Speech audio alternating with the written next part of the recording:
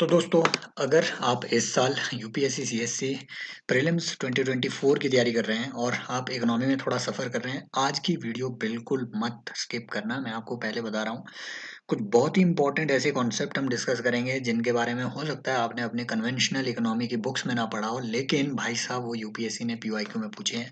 मैं आपको ये भी बताऊंगा कि एक ही चीज़ कैसे यूपीएससी ने बार बार पीवाईक्यू में पूछी है, एक ही चीज़ को बार बार रिपीट कैसे किया हुआ है। समझ रहे हो? ये सब जो आप चीज़ें देखेंगे, ये सब चीज़ें आज यहाँ पे बहुत ही अच्छे से हम डिस्कस करने की कोशिश करेंगे। तो ये हमारा डे 58 है डेली पीवाईक्यू रिसर्च प्रोग्राम का। आप डेली जुड़ सकते हैं। शुरू करते हैं अभी का 2022 का भाई साहब ये क्वेश्चन है। एक क्वेश्चन से हम आरबीआई से रिलेटेड डिफरेंट डिफरेंट एंगल से यूपीएससी जैसे जैसे आपसे क्वेश्चन पूछ सकता है, वैसे वैसे वो सारे एंगल यहाँ पे डिस्कस करने की इस एक वीडियो में कोशिश करेंगे। वीडियो कोशिश मैं करूंगा कि ठीक है 15-16 मिनट की ही बने, क्योंकि काफ़ी लंबी वीडियो अच्छी नहीं रहती है, राइट। तो कईयों के ये सजेशन भी आए कि छोटा आप वीडियो बनाने की कोशिश करो और कम एक्सप्लेन करने की कोशिश करो। उसी लाइन पे हम यहाँ पे चीज़ों को ठीक है आगे ले चलेंगे। इंडियन इकोनॉमी के बारे में इन स्टेटमेंट्स को कंसिडर कीजिए। 2022 का क्वेश्चन है कि if inflation is too high, Reserve Bank of India is likely to buy government security. दूसरा ऑप्शन देखो, if rupee is rapidly depreciating, RBI is likely to sell dollars in the market, right. तीसरा कि interest rate in USA और European Union were to fall, that is likely to induce RBI to buy dollars. First statement पे गौर करो कि अगर inflation बहुत ज़्यादा इंडिया में है तो आरबीआई गवर्नमेंट सिक्योरिटी क्या बाय कर देगी। अगर आरबीआई गवर्नमेंट सिक्योरिटी बाय कर देगी, मान लो 100 रुपए का ये बॉन्ड है, मार्केट से आरबीआई ने बॉन्ड वापस ले लिया, तो इसे 100 रुपया मार्केट में वापस डालना पड़ेगा ना, इन्फ्यूज करना पड़ेगा। मार्केट में रुपए की अवेलेबिलिटी बढ़ गई। अब जो चीज़ बढ़ती है, जिस चीज़ की अवेलेबिलिटी बढ़ती है उसकी वैल्यू घटती है, और वैल्यू डिक्रीज होने का मतलब ही तो इन्फ्लेशन है। समझ रहे हो? रूपी की वैल्यू डिक्रीज होने का मतलब ही इन्फ्लेशन है कि अब उन 100 रुपए से, ठीक है, मतलब रूपी की वैल्यू अगर डिक्रीज हो जाती है तो उसी 100 रुपए से आप पहले जो 10 बिस्कुट खरीद पा रहे हैं, उसी 100 रुपए से अब आपको सिर्फ 9 बिस्कुट मिल रहे हैं। रूपी की वैल्यू डिक्रीज हो गई। क्यों? क्योंकि आरबीआई ने पैसा इन्फ्यूज कर दिया मार्केट में। हटाओ इसे, स्टेटमेंट वन हटाओ हटाओ हटाओ। समझ रहे हो? अगर इन्फ्लेशन टू हाई होगा तो आरबीआई गवर्नमेंट सिक्योरिटीज को, ठीक है, बाय नहीं बल्कि सेल करेगा। 100 रुपए का बॉन्ड देगा मार्केट में, ठीक है, बैंकों को 100 रुपए का बॉन्ड देगा और आरबीआई बोलेगा कि मुझे आप हमसे ये बॉन्ड ले लो, गवर्नमेंट सिक्योरिटी ले लो, और मुझे इसके बदले में आप मुझे 100 रुपए दे दो, ताकि मार्केट से पैसा सक किया जा सके और डिमांड कम हो सके। जितना कम मार्केट में पैसा होगा उतनी कम डिमांड होगी, जितनी कम डिमांड उतना कम इन्फ्लेशन, राइट, उतना कम प्राइस राइज, राइट, गुड्स का। तो इस तरीके से आप आंसर तक पहुंच जाते हैं। लेकिन हमने, राइट, अब देखो ये स्टेटमेंट टू सभी को पता है, सेल्फ एक्सप्लेनेटरी है कि अगर रूपी डेप्रिशिएट कर रहा है तो आरबीआई डॉलर को सेल कर देगा। समझ रहे हो? यही तो होता है। यही इसी प्रैक्टिस को 2023 में उन्होंने पूछा। मैं उस क्वेश्चन को यहाँ डालना भूल गया कि आरबीआई जो है फॉरेक्स मार्केट में रूपी और डॉलर, भाई साहब ऐसे पीवाईक्यू से आता है क्वेश्चन। इस स्टेटमेंट से 2023 में उन्होंने क्वेश्चन बनाया कि फॉरेक्स मार्केट में आरबीआई रूपी को सेल करता है, डॉलर को बाय करता है, ताकि रूपी स्टेबिलाईज हो सके। इस प्रोसेस को क्या कहते हैं? इसी को हम कहते हैं स्टेरलाइजेशन। आरबीआई के इसी फंक्शन को हम कहते हैं स्टेरलाइजेशन। यहां से उन्होंने क्वेश्चन बनाया अगले साल के लिए, 2022 का 2023 में। अब देखो ये थर्ड चीज क्या कह रही है कि अगर इंटरेस्ट रेट यूएसए या फिर यूरोपियन यूनियन में इंक्रीज हो जाते हैं तो आरबीआई क्या करेगा? आरबीआई डॉलर बाय कर देगा। अगर वहां पे interest rate, right, interest rate USA या फिर यूरोपियन यूनियन में इंक्रीज होते हैं, इसका मतलब है कि भाई साहब वो एक अट्रैक्टिव मार्केट हो गई है, अट्रैक्टिव मार्केट हो गई है, राइट। और अगर वहां पे सॉरी अगर वहां पे सॉरी फॉल की यहाँ पे बात हुई है, अगर वहां पे इंटरेस्ट रेट फॉल कर जाते हैं, अगर इंटरेस्ट रेट यूएस और यूरोपियन यूनियन में फॉल कर जाते हैं, तो इसका मतलब है कि वहां पे पैसा बहुत लिक्विड हो गया है। इन्वेस्टर के पास बैंकों से अब उधारी लेने में कोई दिक्कत नहीं हो रही है, वो जितना ज़्यादा उधारी लेंगे लेंगे। दूसरी बात, अब वहाँ पे जो एफडी वगैरह होगी, जो डिपॉजिट्स होंगे, इसमें उतने अट्रैक्टिव उनको कोई भी इंटरेस्ट नहीं मिल पा रहा है। इंटरेस्ट उतने अट्रैक्टिव नहीं है फिक्स डिपॉजिट एटसेट्रा में। डिपॉजिट्स में जब इंटरेस्ट अट्रैक्टिव नहीं है, तो इन्वेस्टर यूएस में जाकर के या ईयू में जाकर के अपना पैसा इन्वेस्ट क्यों करेगा? वो इंडिया जैसी मार्केट में आएगा, जहाँ पे उन्हें कंपैरेटिवली काफ़ी अच्छे रिटर्न मिल रहे हैं, इक्विटी में उन्हें अच्छे रिटर्न मिल रहे हैं। वो इंडिया जैसी मार्केट में आएगा, यहाँ पे वो पैसा लगाएगा। वो डॉलर उठाएगा ईयू से, यूरोपियन यूनियन से, इंडिया में डॉलर डालेगा। अब इंडिया में जैसे ही डॉलर डॉलर डॉलर डॉलर बढ़ जाएगा, जितना ज़्यादा डॉलर बढ़ेगा मार्केट में, रूपी एप्रिशिएट करना शुरू कर जाएगा। क्यों? क्योंकि डॉलर इंक्रीज हो गया, डॉलर की सप्लाई इंक्रीज होगी, रूपी की सप्लाई तो उतनी ही थी, तो डॉलर के कंपैरिजन में रूपी कम पड़ गया। जो चीज कम पड़ी, मार्केट डिमांड सप्लाई के मैकेनिज्म के हिसाब से उसकी वैल्यू बढ़ गई, तो रूपी की वैल्यू बढ़ना शुरू हो जाएगी। और एप्रिसिएशन की दिक्कत ये भारी होती है, कल के ही लेक्चर में हमने देखा, अगर आपका रूपी एप्रिशिएट होता है तो आपके एक्सपोर्ट एक्सपोर्ट हार्म हो जाते हैं, एक्सपोर्ट हार्म हो जाते हैं। इसी चीज को मेंटेन करने के लिए अब आरबीआई बीच में आएगा। आरबीआई बोलेगा कि मैं करूंगा स्टेरलाइजेशन, मैं डॉलर को खरीदूंगा, रूपी मार्केट में डाल दूंगा। राइट। सो इस तरीके से आपकी ये पूरा क्वेश्चन हमने एक्सप्लेन किया। यहाँ से भाई साहब आरबीआई से रिलेटेड जितने क्वेश्चन हमने 2021 में, देखो यहाँ पे क्वेश्चन पूछा कि governor of Reserve Bank of India is appointed by central government. बिल्कुल सही बात है, आरबीआई एक्ट के according. Certain provisions in constitution of India give central government the right to issue directions to RBI in public interest. क्या आपको लग रहा है कि आपने पूरा पॉलिटी पढ़ी, कहीं आपने आरबीआई को एज ए कॉन्स्टिट्यूशनल बॉडी पढ़ा? कहीं आपने पढ़ा कि आरबीआई कॉन्स्टिट्यूशन के किसी आर्टिकल के अंडर कॉन्स्टिट्यूट की गई है? नो। अगर वो कॉन्स्टिट्यूशनल बॉडी ही नहीं है, तो कॉन्स्टिट्यूशन कैसे मेंशन कर देगा कि हाँ सेंट्रल गवर्नमेंट के पास ये पावर होगी आरबीआई को पब्लिक इंटरेस्ट में कोई डिसीजन देने की? नो, ये आरबीआई एक्ट कहता है।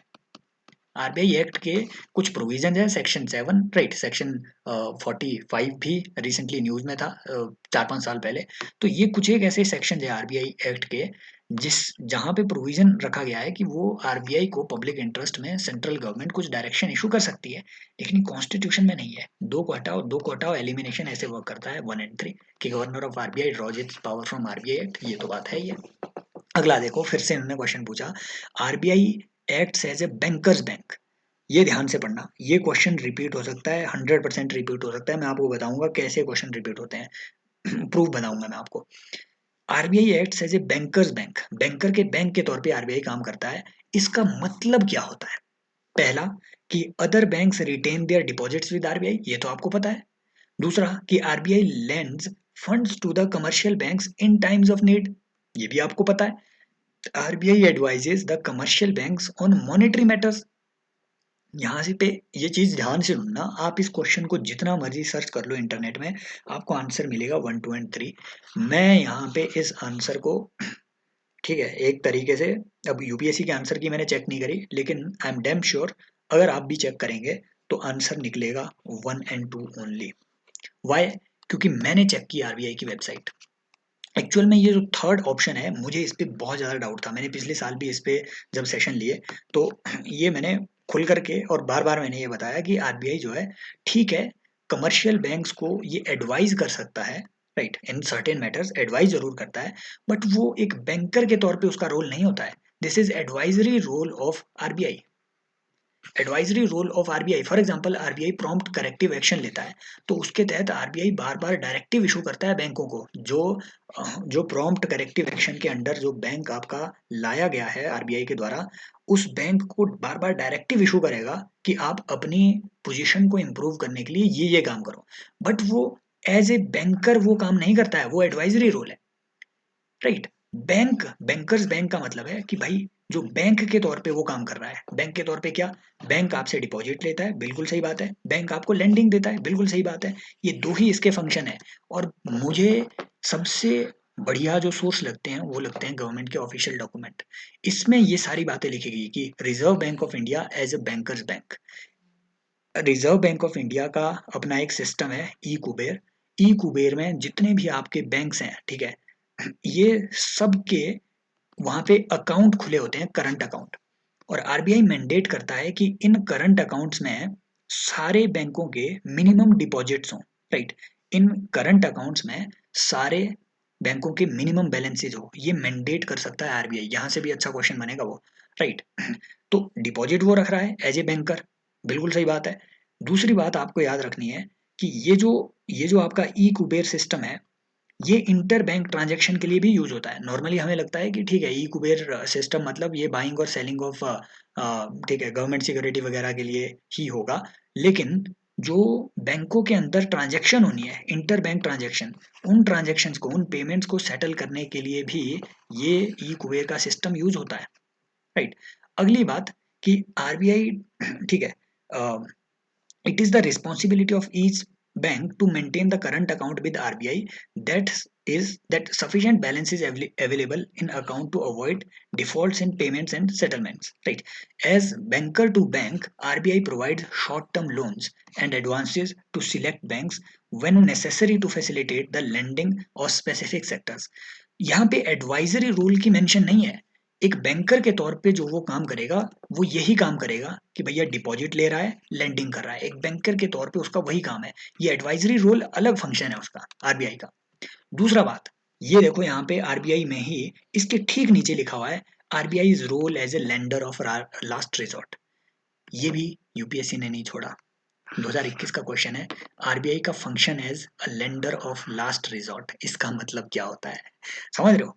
आरबीआई की वेबसाइट से डायरेक्टली वो आपसे क्वेश्चन बना रहे हैं, इसीलिए इन सब चीज़ों को कॉम्प्रिहेंसिवली कवर करना, मैं हर बार आपको कहता हूँ कि ऑफिशियल वेबसाइट्स में जो आर्टिकल्स दिए हुए हैं वो बहुत इंपॉर्टेंट है इकोनॉमी के परस्पेक्टिव से स्पेशली। जैसे उन्होंने 2021 में negotiated dealing system order matching पे क्वेश्चन पूछ लिया था, वो आरबीआई की वेबसाइट पे है, सारी चीज़ें बिल्कुल वहाँ से कॉपी पेस्ट करके उन्होंने क्वेश्चन बनाया हुआ है। सिमिलर ये है कि भैया आरबीआई बैंकर्स है ना, as a lender of last resort के तौर पे फंक्शन करता है। इसका मतलब क्या है कि lending to trade and industry bodies when they fail to borrow from other sources, providing liquidity to banks having temporary crisis, या lending to governments to finance budgetary deficits. अब देखो भाई साहब, यहाँ ना कॉन्सेप्चुअल क्लैरिटी से भी आप इन चीज़ों को डील कर सकते हैं। फॉर एग्जाम्पल, कोई भी कमर्शियल बॉडी, मान लो आपकी कोई इंडस्ट्री है, क्या आप सीधा जाकर के आरबीआई से मांग सकते हैं लोन कि हाँ मुझे लोन दो? नहीं, एसबीआई से मांगेंगे आप है ना, पीएनबी तो अब रहा नहीं, तो आप जो कमर्शियल बैंक है एचडीएफसी से मांगेंगे आप आरबीआई के पास नहीं जाएंगे। आरबीआई डायरेक्टली किसी कमर्शियल बॉडी को नहीं दे रहा है लोन, कभी भी नहीं। आपने ये कभी सुना भी नहीं होगा, तो अपनी नॉलेज पे डाउट भी मत करो। ये तो हटा दो, एक तो हटा दो। अब ये देखो, ये तो आपको पता है, ये हमने अभी अभी पढ़ा कि लिक्विडिटी के क्राइसिस के टाइम पे, जो टेम्परेरी क्राइसिस है उस वक्त बैंकों को आरबीआई लेंड करता है, ये लोन देता है, राइट। ये हो सकता है, ये सही है ऑप्शन। लेकिन ये जो थर्ड ऑप्शन है कि lending to governments to finance budgetary deficits, actual में भाई साहब ये प्रैक्टिस एफआरबीएम एक्ट के लागू होने के बाद, एफआरबीएम एक्ट के लागू होने के बाद ये प्रैक्टिस डिसकंटिन्यू कर दी गई थी। पहले ऐसा होता था कि आरबीआई सीधा गवर्नमेंट से डायरेक्ट, ठीक है, जो प्राइमरी मार्केट है, प्राइमरी मार्केट में डायरेक्ट गवर्नमेंट से सिक्योरिटी वो लेती थी, बॉन्ड लेगा, ठीक है, 100 रुपए का, और आरबीआई 100 रुपए दे देगा गवर्नमेंट को। ये प्रैक्टिस पहले होती थी। एफआरबीएम एक्ट के लागू होने के बाद इस पे एक तरीके से बैन लगा दिया गया है कि आप बजटरी डेफिसिट को फिल करने के लिए ना तो नया पैसा, नया कैश छपा पाएंगे, ठीक है, और ना ही बजटरी डेफिसिट को फुलफिल करने के लिए आप डायरेक्टली प्राइमरी मार्केट से आरबीआई से लेंड कर पाएंगे, बोरो कर पाएंगे, राइट। आरबीआई से गवर्नमेंट बोरो करता है हमेशा सेकेंडरी मार्केट में, प्राइमरी मार्केट में नहीं। समझ रहे हो, आरबीआई प्राइमरी मार्केट में मतलब डायरेक्टली गवर्नमेंट से बॉन्ड लेकर के उन्हें पैसा नहीं दे सकता, राइट। कैसे दे सकता है, गवर्नमेंट सेकेंडरी मार्केट में, ठीक है, गवर्नमेंट ने मान लो एसबीआई को अपना बॉन्ड इशू किया, एसबीआई ने इसमें इन्वेस्ट किया, आरबीआई बाद में एसबीआई से ये खरीद सकता है। This is called secondary market, ठीक है।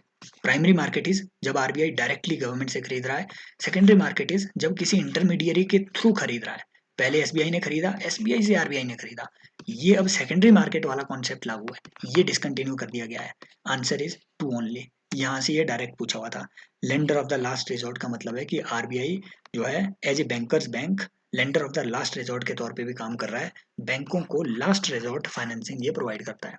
सिंपल बात। यही चीज़ उन्होंने 2013 में कुछ ऐसे पूछ ली कि ओपन मार्केट ऑपरेशन का क्या मतलब है यहाँ पे। सिंपल बात है, बोरोइंग है ना, कहाँ है ये, borrowing by scheduled banks from RBI नहीं, lending by commercial banks to industry trade नहीं भाई, purchase and sale of, this is open market operations, कि गवर्नमेंट सिक्योरिटीज को आरबीआई परचेज या फिर सेल कर रहा है, दैट इज सेल कर रहा है, that is basically open market operation. अब इस चीज़ पे जो right various recent initiatives of RBI हैं, वो सब चीज़ें हम डिस्कस करेंगे जब हम 2013 में इस क्वेश्चन को अभी पढ़ रहे होंगे, राइट। तो अभी अदरवाइज ये वीडियो बहुत लंबी हो जाएगी। ये सब देखने से पहले मैं आपको बता दूं कि अगर आपको मेरा पढ़ाना अच्छा लग रहा है, अगर आपको राइट कोई वैल्यू एडिशन हो रहा है, तो आप कंसिडर कर सकते हैं। अगर आपको लगता है कि हाँ साइंस एंड टेक में आपका हाथ ढीला है, तो ये नया कोर्स लॉन्च हुआ है, ठीक है। पहले 15 लोगों के लिए आपका जो प्राइस है वो सिर्फ 2,000 रुपये है, उसके बाद प्राइस इंक्रीज कर दिया जाएगा, राइट। तो आप अपनी सीट बुक कर सकते हैं, आज ही ये लॉन्च हुआ है तो राइट। हालांकि मेरा बहुत बड़ी उतनी फैमिली नहीं है, लेकिन हाँ ठीक है, अगर आप ट्रस्ट रखते हैं तो you can join this. And last जो है, ठीक है, इसके जो only and only first 30 learners ही वो वो लेक्चर का हिस्सा बन पाएंगे। उसके बाद ये लाइव लेक्चर्स का हिस्सा आप नहीं बन पाएंगे। लिमिटेड सीट्स हैं तो आप ज्वाइन कर सकते हैं, राइट। ये सब चीज़ें इसमें आपको साथ में मिलेगी। यहाँ पे आप टेलीग्राम में मुझे मैसेज कर सकते हैं अगर आपको, ठीक है, इस कोर्स में ज्वाइन करना है। बाकी अगर आपको लगता है कि हाँ कितना ट्रस्टवर्दी ये होगा, मैं कमेंट सेक्शन में आपको एक लिंक डाल दूंगा वीडियो का, आज सुबह ही मैंने अपलोड करी। भाई साहब 9 आउट ऑफ 13 क्वेश्चन इस साल भी 2023 में, पिछले पिछले साल मैंने जो ये साइंस एंड टेक की सीरीज ली थी सिर्फ 9 घंटे की, उससे 9 क्वेश्चन, 9 घंटे की सीरीज से 9 क्वेश्चन डायरेक्ट वहाँ पे हिट हुए थे, प्रूफ के साथ मैंने बताया हुआ है। बाकी आप कंसिडर कर सकते हैं। अब देखो यहाँ पे ध्यान से, ठीक है, अभी हमारे पास टाइम है तो देखो, ऐसे होता है repeat questions. CDS 2012 question, IAS 2010 question, same question कि फाइनेंस इन्वेस्टमेंट में बियर का मतलब क्या होता है। In the parlance of finance investment, bear का मतलब क्या होता है। डायरेक्ट ऑप्शन टू ऑप्शन ये कॉपी पेस्ट हुआ है, और ऐसे क्वेश्चन रिपीट होते हैं। जैसे यहाँ देखो 2013 का क्वेश्चन है, तभी मैंने आपको बोला कि ये जो हमने पीछे कॉन्सेप्ट पढ़े इनको ध्यान से देखना, कॉन्सेप्चुअल क्वेश्चन वो पूछते हैं कि 2013 का क्वेश्चन है कि इनमें सबसे ज्यादा इन्फ्लेशनरी इफेक्ट किसका होगा। 2021 का क्वेश्चन है which of the same, same option, same text, same question, copy paste, right. इसलिए पीवाईक्यू का एनालिसिस करना बहुत जरूरी है ना। तो यही वो चीज़ यार, कुछ एक इम्पोर्टेंट चीज़ें हैं जो मैं आपको बताना भूल गया, राइट, जो यहाँ पे कवर नहीं कर पाएंगे हम आज के लेक्चर में, क्योंकि ठीक है, इसके लिए कल का लेक्चर लगेगा ही। For example Islamic finance system क्या होता है, इस पे यूपीएससी ने पीवाईक्यू पूछा हुआ है, राइट। तो एक बहुत ही अमेजिंग फाइनेंस सिस्टम है, उन सब चीज़ों को हम कल के लेक्चर में जरूर देखेंगे। अभी ये देखो, बियर का मतलब क्या होता है। दिस इज बेसिकली जब भी आपका इन्वेस्टर फील करता है कि हाँ कोई security, there are two types of trends, एक होता है बुल, एक होता है बियर। ये सबको पता है यार, ठीक है, बियर क्या होता है, बुल क्या होता है, सबको अब पता है। तो ग्रेट बुल है ना, ये जो बियर है, बियर का मतलब है कि आपकी इक्विटी फॉल कर रही है। तो ऐसे ही उन्होंने 2023 में पूछ लिया, देखो कि बीटा का मतलब क्या होता है, अल्फा का मतलब क्या होता है। ये सब चीज़ें हमने ऑलरेडी डिस्कस करी हुई है, ठीक है। जब हम 2023 का क्वेश्चन डिस्कस कर रहे थे ऑलरेडी डिस्कस करा हुआ है। आप मुझे बताएंगे फाइनेंस में बीटा का मतलब क्या होता है, ये किस चीज़ को डिनोट करता है, कमेंट सेक्शन में बताओ, थोड़ा पार्टिसिपेट करो। ऐसे ही 2013 का ये क्वेश्चन है कि सबसे ज़्यादा इन्फ्लेशन किस चीज़ से होगा। क्या पब्लिक डेट के रीपेमेंट से इन्फ्लेशन हो जाएगा। भाई साहब इससे तो इन्फ्लेशन डिक्रीज होगा बकायदा, समझ रहे हो। जितना ज़्यादा पब्लिक डेट होता है उतना ज़्यादा इन्फ्लेशन बढ़ता है इकोनॉमी में।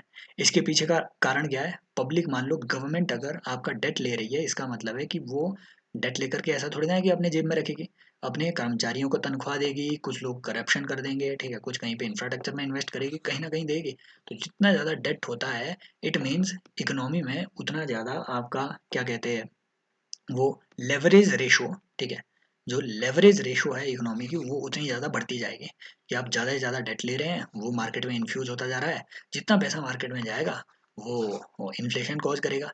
तो पब्लिक डेट जितना कम होगा, जितना आप रीपेमेंट करेंगे, इन्फ्लेशन आपका उतना कंट्रोल में रहेगा, समझ रहे हो। दूसरा कि borrowing from the public finance a budget deficit, ठीक है, from public to finance a budget deficit, again government से ये भी आपके जो है एक तरीके से ये इन्फ्लेशन को कंट्रोल में लाएगा। बजट डेफिसिट को फाइनेंस, ठीक है, अ, अगर आप कर रहे हैं पब्लिक डेट, ओके ओके, ओ सॉरी, यस। तो बजट डेफिसिट के लिए अगर आप पब्लिक से बोरोइंग कर रहे हैं तो इकोनॉमी का वही पैसा आप सर्कुलेट कर रहे हैं, इन्फ्लेशन तो इससे बढ़ेगा definitely, right. Budget deficit, budget deficit के लिए बोरोइंग लेने का मतलब है कि आपके बजट में जो टोटल रिसीट है और टोटल एक्सपेंडिचर है उसके बीच का जो डिफरेंस है उसको फुलफिल करने के लिए आप लोगों से बोरो कर रहे हैं, तो उनसे पैसा ले रहे हैं, वही पैसा इकोनॉमी में बाद में इन्फ्यूज भी कर रहे हैं, राइट। तो इससे इन्फ्लेशन बढ़ने के चांसेस रहते हैं लेकिन उतने नहीं रहते। Borrowing from banks to finance the budget deficit, right, ये भी इन्फ्लेशन कॉज करेगा, राइट, क्योंकि बैंकों से आप जब बोरो करेंगे तो बजट में आपको ठीक है, जो बजट में अगर आपने वो पैसा डाल दिया बोरो करके, तो आप कहीं इन्वेस्ट तो करेंगे, तो इससे इन्फ्लेशन तो होगा बट उतना ज़्यादा फिर से नहीं होगा, क्योंकि ये आप वही पैसा सर्कुलेट कर रहे हैं इकोनॉमी के अंदर। सबसे ज़्यादा इन्फ्लेशन यहाँ से होगा। अगर आप नया मनी क्रिएट करते हैं, नया कैश क्रिएट कर रहे हैं, नया रुपया क्रिएट कर रहे हैं, ठीक है, प्रिंट कर रहे हैं और वो इकोनॉमी में डाल रहे हैं, इट मीन्स रूपी की फ्लो बढ़ गई है। यहाँ रूपी नया आपने क्रिएट नहीं किया, वही पैसा लिया, वही पैसा इन्फ्यूज किया, वही पैसा लिया, वही पैसा इन्फ्यूज किया, वही पैसा लिया, वही पैसा इन्फ्यूज किया। यहाँ पे गड़बड़ ये है कि अगर आप नया मनी प्रिंट करते हो तो वो रूपी मार्केट में जाएगा और मार्केट में रूपी का, ठीक है, सप्लाई इंक्रीज होने की वजह से इसकी वैल्यू कम हो जाएगी और रूपी की वैल्यू कम होना ही इन्फ्लेशन होता है, इन अदर वर्ड्स। तो ये है आंसर, ये है आंसर, ठीक है। बाकी सब चीज़ें तो वही वही बातें हैं, अगेन एक ही चीज़ को यहाँ पे रिपीट किया गया है 2021 और 2013 के क्वेश्चन में, right. This is how P Y Qs help. अगर आपको अगेन इस साइंस एंड टेक का एक स्पेशली स्पेशल पार्ट ये है कि इसमें सारे पी वाई क्यूज भी साथ में कवर्ड है, तो आप ज्वाइन कर सकते हैं इस कोर्स को, कंसिडर कर सकते हैं इस चीज़ को ज्वाइन करना। 28 तारीख जो है लास्ट डेट है, 28 फेब से कोर्स शुरू हो रहा है, right, totally. Thank you so much, take care, bye bye. और हाँ, कमेंट सेक्शन में ज़रूर पार्टिसिपेट करते रहिए और बताइए कि कैसे इन लेक्चर्स को, इस सीरीज़ को और ज़्यादा बेहतर बनाया जा सकता है। कल का लेक्चर अगेन, ठीक है, क्योंकि आरबीआई से रिलेटेड जो बाकी क्वेश्चंस हैं, जो बाकी कॉन्सेप्ट्स हैं, वो सब देखना अभी बाकी रह गया है, तो कल का लेक्चर ज़रूर देखें। ये जो बाकी बची हुई चीज़ें हैं, ये उसमें कल डिस्कस की जाएगी। Take care, bye bye, as always love you all.